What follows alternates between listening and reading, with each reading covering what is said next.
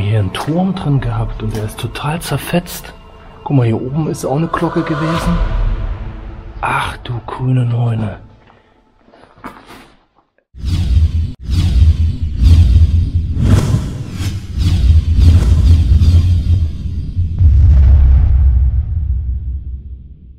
Ja, hey Leute, wir sind wieder oder weiter unterwegs und wollen uns noch eine weitere Befestigungsanlage aus dem Ersten Weltkrieg anschauen, weiteres Fort. Und ja, mal schauen, was wir jetzt hier so finden. Wir sind jetzt hier diese Rampe runtergekommen und sind jetzt hier auch schon so an so einem massiven Turm hier vorbeigekommen. Hier unten ist noch so ein Zwischengraben, also hier ist ein Graben, dann kommt noch ein Graben. Und dann hat man da schon einzelne Schießschaden und unten, ja, nach unten fallende Schaden. Vielleicht konnte man da Granaten oder sowas reinwerfen sogar. Das weiß ich jetzt nicht. Und hier wäre im Prinzip das Hauptportal. Das ist allerdings verschlossen. Da kommen wir leider jetzt hier zumindest an der Stelle nicht rein. Da oben wird höchstwahrscheinlich mal der Name von dem Werk gestanden haben, von dem Fort. Und ja, hier war eine Brücke, das sieht man noch, alles schon richtig vermoost aus Holz. Und hier die Steine, das ist auch schon eine Weile her, hat man das Ganze wieder zugemördelt. Ja, hier hat man nochmal den Turm, alles mit Moos überwachsen. Ja, und jetzt im Prinzip befinden wir uns hier eigentlich auch schon in der Todeszone, weil hier wäre ja dann der Graben, sieht man hier die Mauern und hier sind diese Schießschaden. Wer sich jetzt noch an das eine Video von uns erinnern kann, da standen wir ja drin auf der anderen Seite und konnten von da aus hier auch in diesen Graben reinschauen. Ja, das sieht hier schon richtig spektakulär aus. Alles mit Moos, überwachsen, richtiger Teppich. Also, wenn jetzt noch der Efeu da komplett runter wächst, so ist das dann fast nicht mehr zu finden.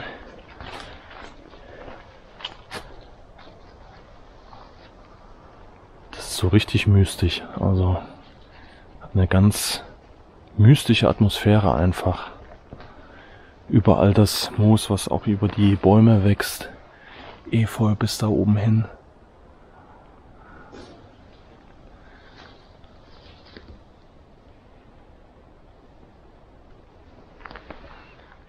Jetzt kann man das hier nochmal ganz gut sehen, also hier jetzt ungefähr 2 Meter und jetzt bis hier hoch. Jetzt sieht man mal, wie hoch die Mauer ist, beziehungsweise wie tief der Graben ist. Also ich schätze mal 5 Meter werden das ungefähr sein, das ist schon echt beeindruckend.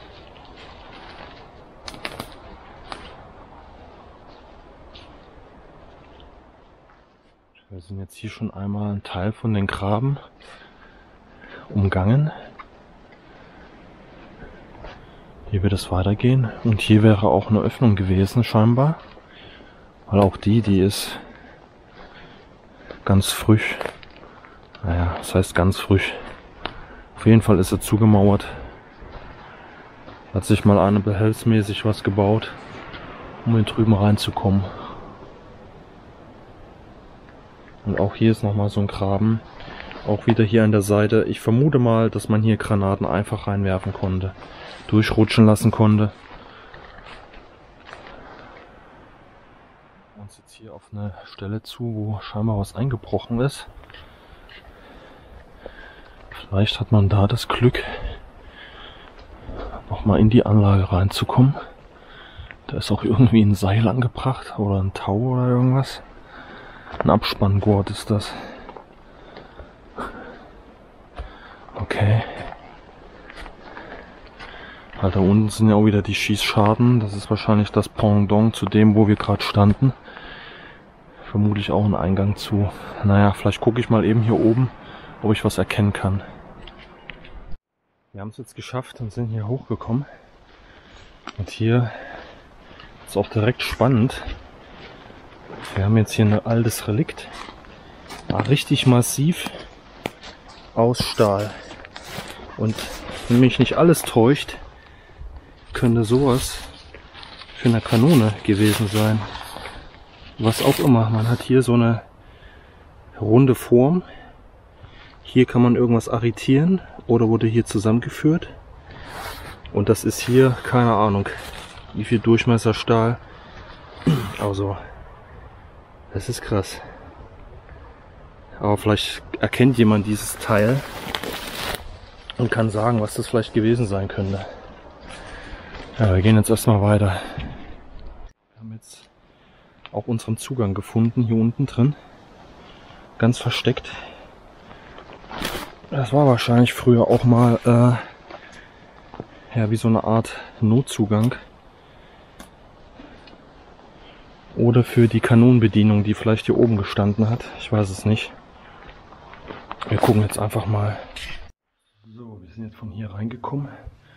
Und es zweigen sich jetzt auch direkt viele Gänge ab. Wir haben jetzt hier in diesem Eingangsbereich wieder solche, ich würde es wieder als Waschrinnen betiteln.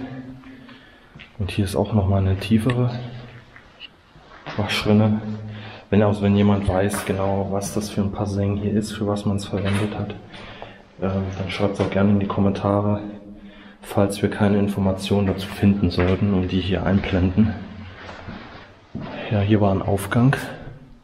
Zumindest sind da unten Treppen und hier oben ist aber ein Rohr durchgeführt. Das sieht auch alles älter aus. Vielleicht hat man das Werk zum Teil mal umgebaut. Und hier geht es auch runter. Also es geht überall runter, ne? Es geht runter. Es geht runter.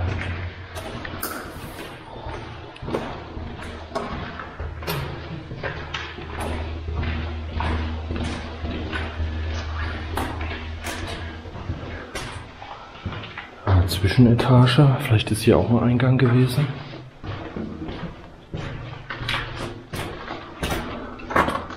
Oh, guck dir das mal an.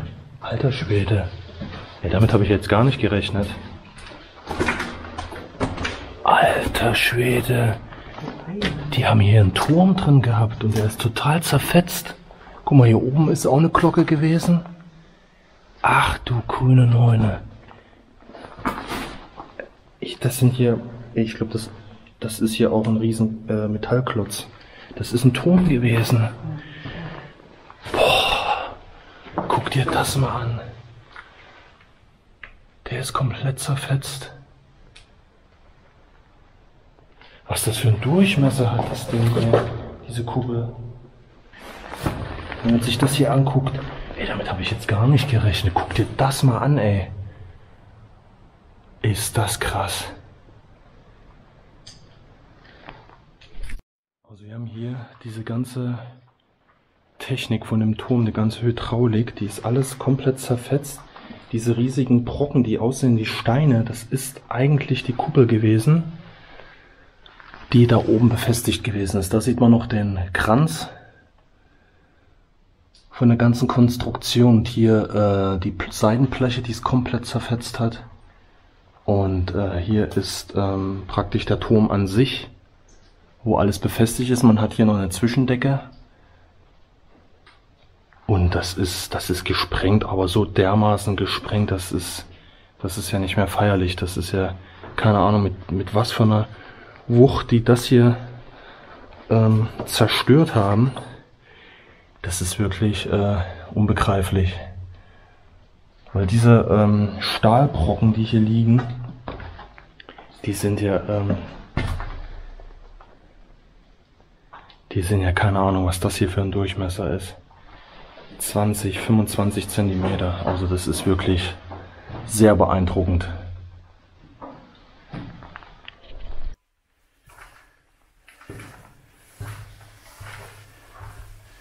Okay, jetzt gehen wir hier einfach mal eine Treppe nach unten. Hier müssen wir auch aufpassen. Hier sind die einzelnen Metallrahmen der Treppe schon total zerfressen. Da dürfen wir nicht hängen bleiben.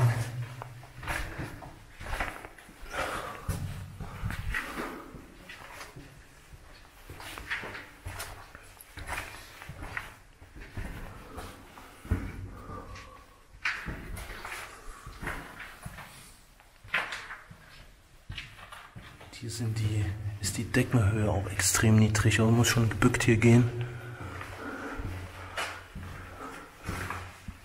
Ich glaube, das ist auch nur so ein Magazin mal gewesen. für Verbrauchsgüter.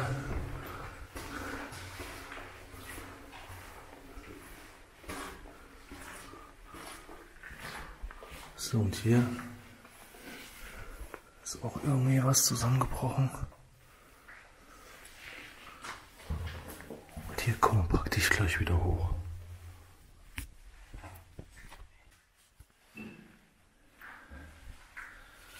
Ja, jetzt schauen Sie mal im inneren Ring der Festungsanlage. Links kann man das erkennen. Ja, stimmt. Ja. Krass.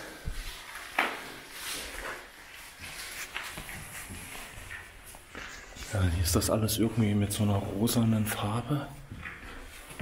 Das war in der anderen Festung. Sah das auch anders aus? Hier überall. Wir sind jetzt in diesem Turm, ne? Hier wäre auch ein Zugang gewesen.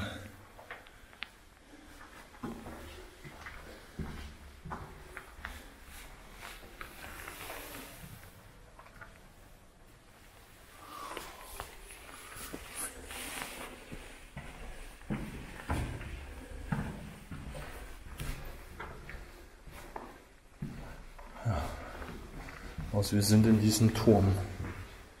Und jetzt sind wir hier.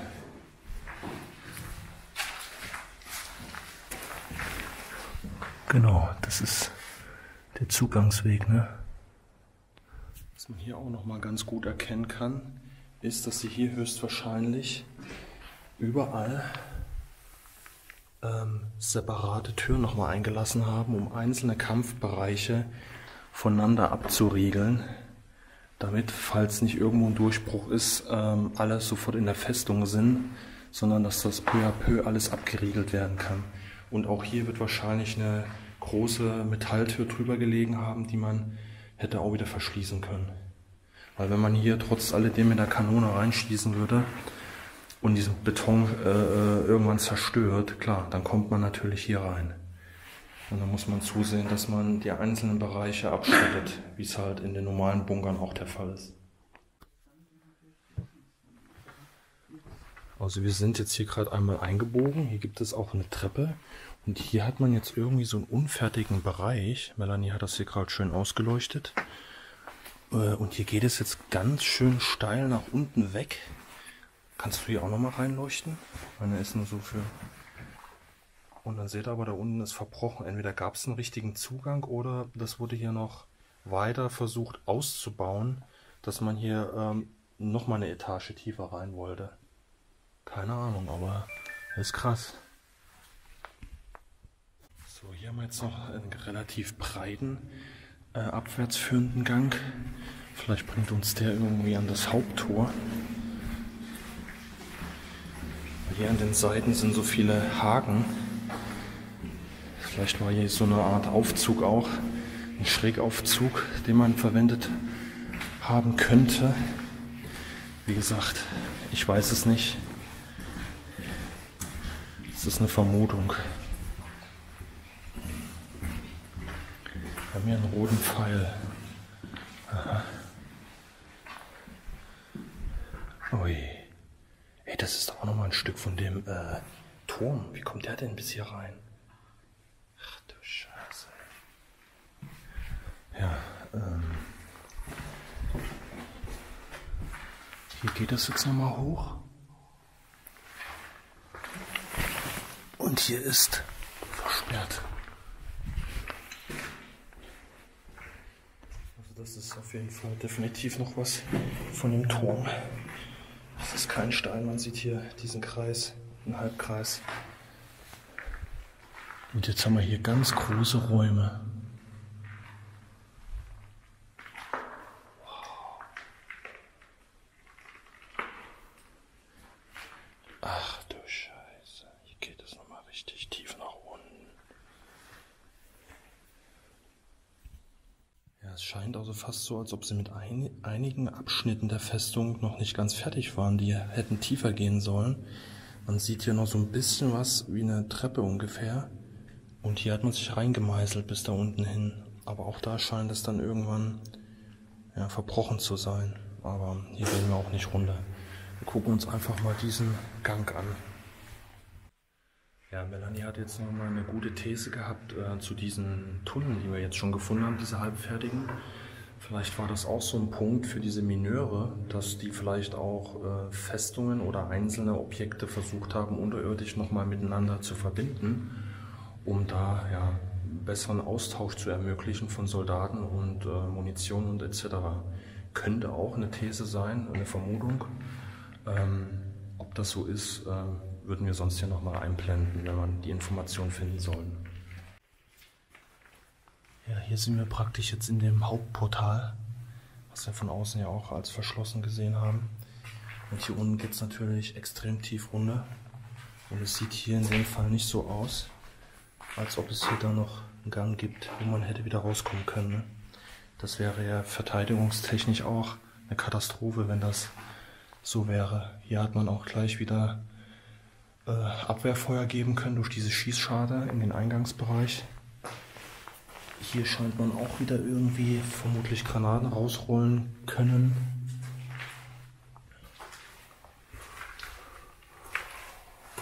Und hier kommen wir praktisch in weitere Kammern, die sich hier anschließen. Hier sieht man auch noch irgendwie Holz, was hier mit verbaut wurde. Ach nee, weißt du was? Man konnte hier auch Granaten rausfeuern. Also einfach rauswerfen hier in den Graben hinein. Krass.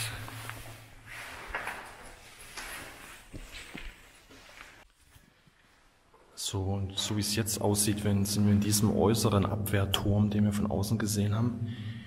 Diesen halben Turm so gesehen. Diese Wölbung.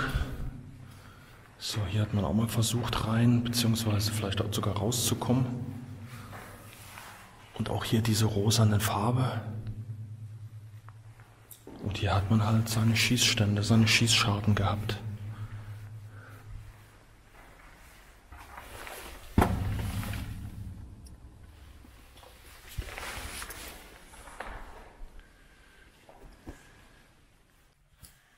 Hier sieht man auch nochmal, dass sie zum Teil auch Hölzer noch benutzt haben, um hier abzustützen. Und hier diese Riesenkammern einfach. Das waren wahrscheinlich wieder Mannschaftsunterkünfte. Boah.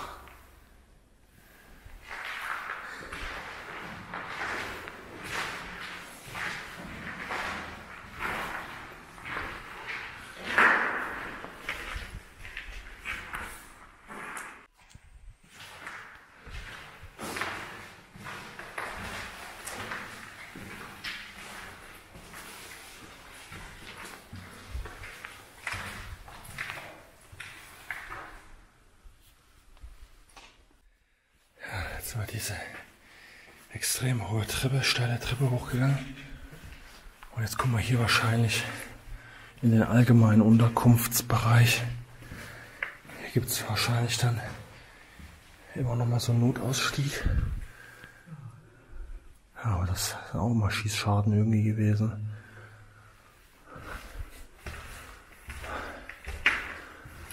Nee, das hier sind Kanonen doch drin gewesen wahrscheinlich, oder?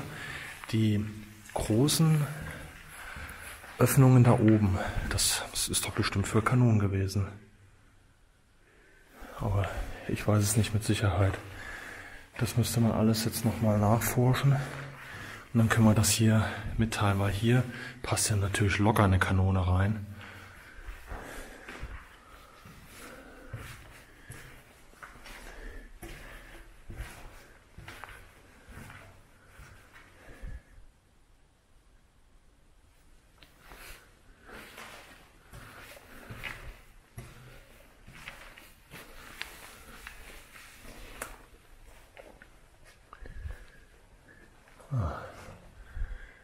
Hier gibt es auch noch einen Zugang.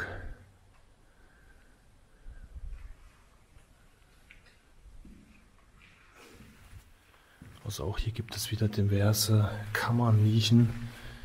Für was die im Einzelnen alles benutzt worden sind, können wir halt nicht sagen. Hier geht es auf jeden Fall runter wieder. Und hier geht es auch runter. Also das ist hier wieder eine Riesenanlage, die wir einfach so gar nicht erfassen können. Also wir haben jetzt hier einen Ausgang nochmal entdeckt aus der Festungsanlage und überlegen gerade, ob wir den nehmen sollen. Aber wir wissen nicht, wo wir uns dann genau befinden.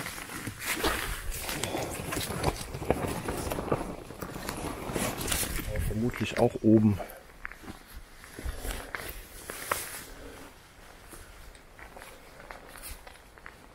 Und auch hier sieht man wieder einen Teil von der Kuppel. Also die kann auch nicht innen gesprengt worden sein, sondern außen. Und ja, ich glaube, wir werden jetzt hier hochgehen und hinten runter, weil diese Anlage, die ist so mächtig, so riesig. Vermutlich werden wir halt viele leere Kammern finden. Die sind natürlich dann für euch auch nicht mehr so spannend und für uns dann auch nicht. Und irgendwo geht es dann noch zu weiteren Türmen vielleicht, so wie wir einen am Anfang gesehen haben. Aber ich denke, dieser Eindruck, das reicht. Aber wir sind ja auch schon jetzt echt ganz schön platt. So, wir werden jetzt hier oben nochmal eben kurz gucken, ob man vielleicht jetzt hier nochmal einen Hinweis findet zu diesem Turm. Oh, auch hier ist es sehr problematisch, hier fällt man sehr tief.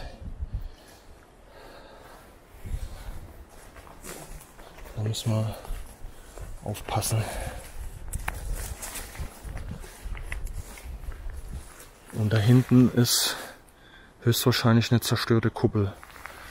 Da kann man jetzt gleich mal gucken gehen. Hier oben scheint jetzt nichts mehr zu sein. Ja, gucken wir uns das nochmal eben an. Und ich glaube, da hinten könnte dieses Loch sein für den anderen Turm. Weil der relativ nah an dem Zugang war. Da schauen wir uns das mal eben von oben an. Ja, hier Leute, könnt ihr das Ausmaß praktisch von oben nochmal sehen. Hier liegt nochmal ein Teil dieser Kuppel, dieser Glocke, die hier oben drauf montiert war. Und fast alles praktisch nach unten weggesackt ist. Tja, wie das gesprengt wurde, können wir euch leider nicht sagen. Von oben vielleicht, ja. Und dann ist es abgesackt, weil innen hat man keine Zerstörung im Gebäude selber gehabt. Dann hat man vielleicht nur von oben irgendeinen Sprengsatz gezündet. Dann gehen wir nochmal eben zu der Glocke hier.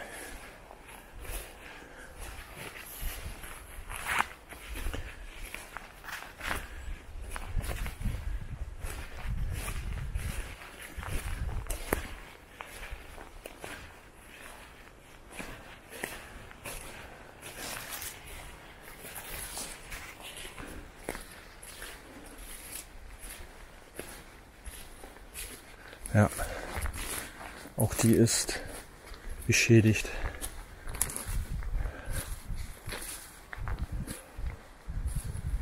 Das war wahrscheinlich so eine Beobachtungsglocke. Auch hier wahrscheinlich ein Sprengsatz dran befestigt und dann gesprengt. Wahnsinn. Und vielleicht gibt es dann hier hinten auch noch mal eine ähnliche Glocke. Und vermutlich wurde die dann auch gesprengt. Vermutlich nachträglich. Weil man sieht sonst jetzt hier keine Sprengeinwirkungen am Gebäude selber. Aber wir forschen nach. Und dann wird man es euch hier nochmal zeigen. Ja Leute, dann würde ich sagen, dann war es das jetzt mit diesem Video. Ich hoffe, es war interessant für euch. Und ja, schaltet einfach ein. Bis zum nächsten Mal.